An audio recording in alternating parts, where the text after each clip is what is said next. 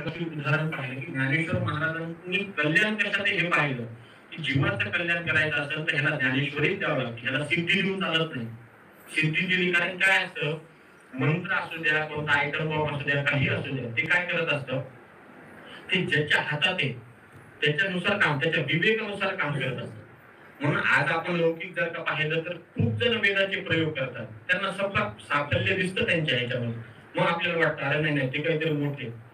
नुसत्या वरवरच्या जीवनातल्या संपत्तीवरून किंवा ह्याच्यावरून जर का तुम्ही वेदाचं हे करत असताल तर कुठेतरी आपण वेदाला कमी देतो. वेद फक्त आम्हाला सुख संपत्ती पुत्र पौत्र हे देण्यासाठी नाही. म्हणून गुरुजी बघा, एखादा म्हातारा माणूस जरी आशीर्वादाला बसला तरी काय म्हणतात, श्री वर्चस्व आयुष्य आरोग्य माविधात. अहो ते माणसाला प्रश्न पडू शकतो मनात, माझा आता साठी झाली, आता मला पुत्र पौत्र कुठं होते. त्याच्या मागचा हेतू जाणून घ्या. वैदिक कर्माची उपासना, वैदिक कर्म कर्मशुद्धी चित्त शुद्धी करतो म्हणजे काय करतो, तिथं पुत्र पौत्र शब्द म्हणजे असं शारीरिक उत्पन्न होणारे नाही. माझा मुलगा आहे पण अमेरिकेत आहे, मला काहीच फायदा नाही. माझ्या मुलाचं मला सुख मिळावं हे वेदाला अनुसूचित, हे वेदाला सांगायचंय. मला 10 पुत्र व्हावेत का 4 पुत्र व्हावेत हे वेदाला सांगायचं नाही.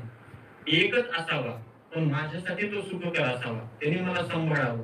4 असून तरी काय फायदा, कारण की पुत्र म्हणून आपल्याकडे बच्चा शब्द नाही, वत्स शब्द नाही, पुत्र शब्द.